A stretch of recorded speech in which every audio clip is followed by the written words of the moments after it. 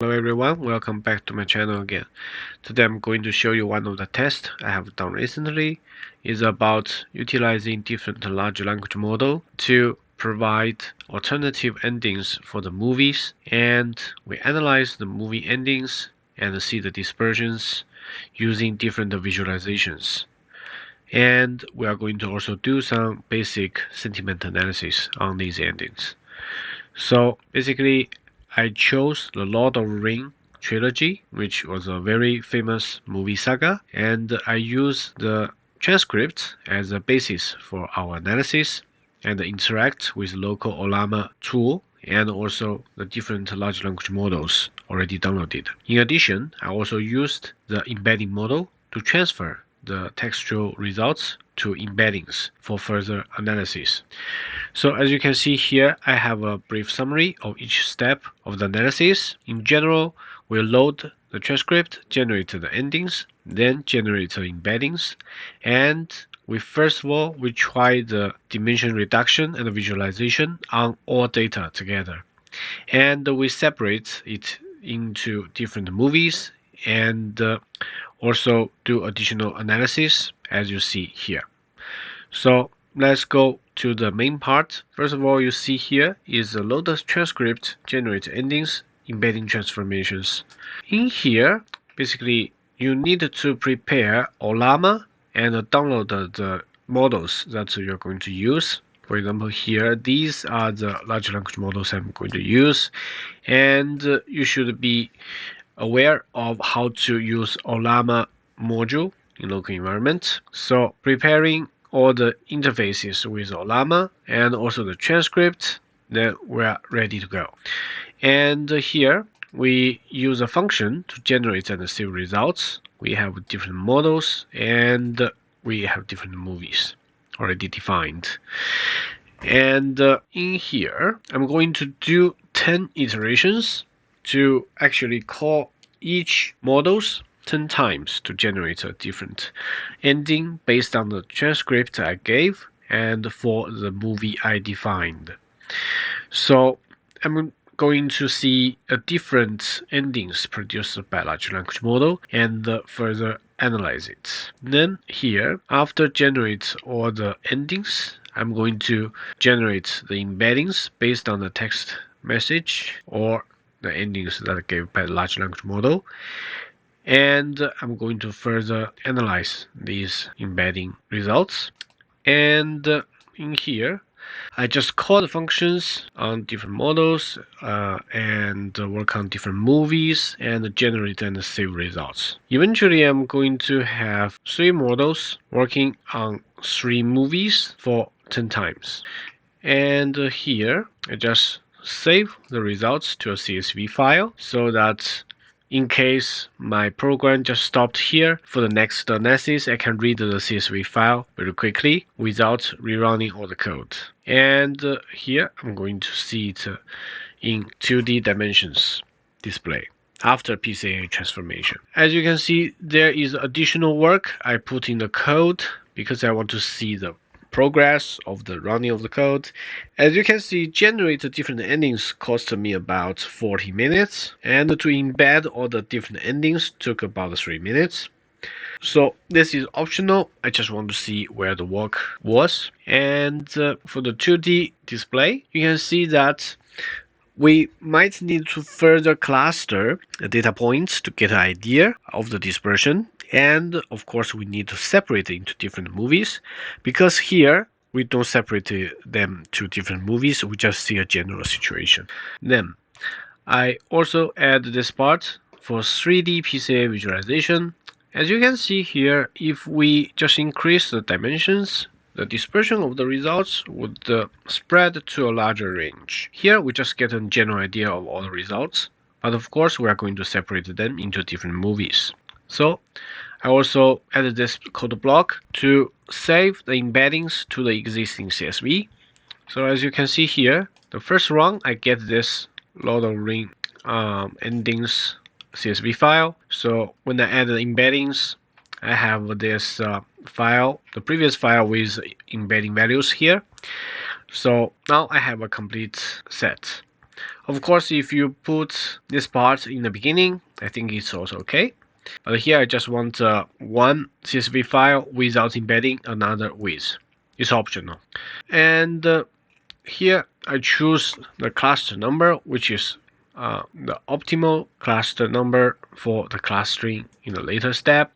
And as you can see here, with the elbow row, we just choose the points where the marginal decrease of the inertia value would be the lowest. So I choose number 3 for the clustering number. But of course, if you see the second and third graph, maybe 3 is not a definitive number. For example, like the last one, we can still further see the marginal drop of the inertia actually do not have a significant lowering trend like the first one. However, you can also try to use different cluster numbers. I just want to keep the best number for all the situations to simplify our analysis later. Now we do the PCA analysis on different results in different movies generated by different models. As you can see here, if we reduce it to 2 dimensions or 3 dimensions, we can see the dispersions are quite different. But one notable point is that in either the 2-dimension or 3-dimension cases, we can see some points are very far away from the larger crowd. I mean, like the first one, you can see the right-hand side, we have both the two groups of the results are relatively more close in component 1, but there are 3 dots very distant from them. But only from here, I only see this distinction of in the PCA sense some of the outliers in the graphical sense, and also I can see in the right hand side different clustering group actually overlap in the upper right hand side. So we might need to explore further and see why there exists such case where the clustering are different, but from a PCA point of view, they are very close. Then, to better visualize the result, I chose to label these points. So in this way, I can see which are the data points referred to different models. So, like here, we can see in the upper left first chart, we can see the clustering are quite distinct from each other, and the outlier, the 3 purple dots, are all related to Llama 3.2 1B models. For the other models, most of the data points are on the right-hand side. So it could give us a sense that in the 2-dimensional space, Llama 3.2 1B model could generate some results which is very distinct from the other models. And from itself, we can see like the upper right side here, we see there is one data point referring to Llama 3.2 1B model. Inside of the same model, the generated contents could be very distinct from each other. And we can also check the other results and in 3 dimensions. Now, let's go to the next part. I also use this code block to print the table. As you can see here, I want to see for each movie which model I used and which is the result belonging to which cluster. Okay, so by doing this, I'm preparing for the next step. As you can see here, there is a summary table here. We have 3 clusters, 0, 1, 2, and for 3 different models, we have different counts. So in a brief way, we can now understand for each model how are the clusters how is the clustering operation separate the data. Like for Llama 3.2 1B model, we have 9 results for this movie Return of the King on cluster 0, 1 results in clustering 1. So it could mean that most of the data points are quite close to each other, and we can see in other models, in the last model 3.2 3B model, they are quite separated to 2 groups, not concentrated in just one group. And for the 3.1 8B model, the results are dispersed in a wider range. For other movies, the table and the statistics you can check in other parts of the output. Now let's go to the other part. We print some of the example. So basically this part, we just print some of the pairs of the results, which may show different characteristics. So we might have the same model for different clusters, or we may have the same cluster with different models. So after getting the results, of course this is a very long text message, I just further analyze it using GPT to get a summary and see how different they are from each other. As you can see here, so we first check the first movie, Fellowship of the Ring. We have the situation where same model but different cluster. We have Llama 3.1 8B model. We have cluster 1, cluster 2. So based on the summary of the results, you can see the first one actually gives a different ending for the movie, and there are some deviations from the original ending. But for the cluster 2, where is the second ending style, we see that it does not offer only one ending. There are multiple endings suggested by the model. So this is the same model generate two different endings. Just by the display of the number of the endings, we can intuitively understand these two endings are quite different. Or we can say the two endings generated by the large language model are different. Then we see here there is the same cluster but different models. We can see both of the two endings are clustered in cluster number 1. And the first ending is a similar plot, blah blah blah, as there are some deviations from the original story. And the second one, they do not change very much from the first result you see above. So from here we can see they are quite similar. But again, to understand or to analyze a large chunk of text, if you want, you can also go to Analyze by yourself, reading through all the details of the text message. Here we only show a brief summary. So our analytical results is not based on the summary, it's based on the different endings generated by large language model. Here is another distilled result for you to quickly understand and view the analytical process. And you can also see the other movies where you can see still the same model to cluster situation or same cluster to model situation. So until this point, we can still see that the models can generate quite different results, and two different models could generate very similar results. In the end, we also add additional sentiment analysis. So we are using the text blob, the sentiment analysis tool, to analyze the different endings.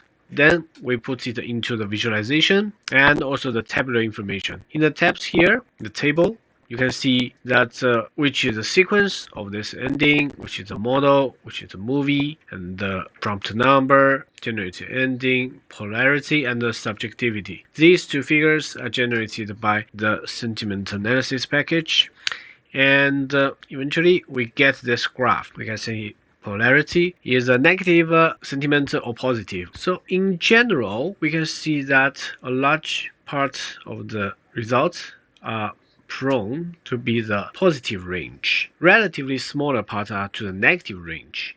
And in the negative range, we can see subjectivity level varies a lot. And of course, the most subjective points is in the negative sentiment range. And based on this graph, we can see that for different movie, for example, like the Fellowship of the Ring, the round dots, how they disperse in the polarity range, which are positive, which are more negative, and also the subjectivity level we can see from this graph. Of course, we can further separate this graph to give a better visual to understand if some of the model are more prone to give negative results or some models are more prone to give positive results. But for this test, I'm going to stop here because to do a more segmented test, I prefer to have more data points because now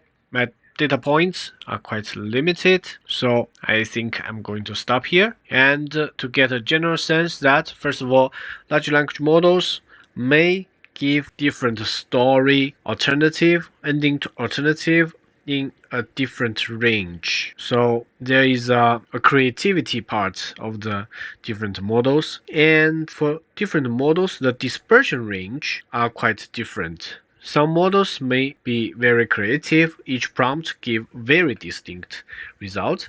Some models may give quite close results. And for the further analysis of this kind of test, I think we may also expand the model range and also group the models, some of the small models and the big models, to see the difference. And also we can try to use other text information, for example, like a novel, not a movie transcript, which may have more contextual information inside, because like a transcript, most of the text information are for the movie and are quite simplified, not like a novel with a lot of contextual information.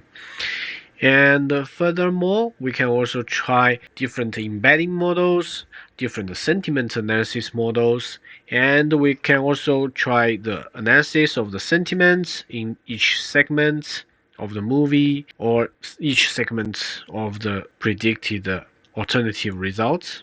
So there are many ways that we can expand this test. But here I'm going to stop here. I wish this could be inspirational to you and to help you to explore the different test projects. I wish you like this video. If you like it, please feel free to share it or like it. If you like my channel, please subscribe and see you next time. Bye bye.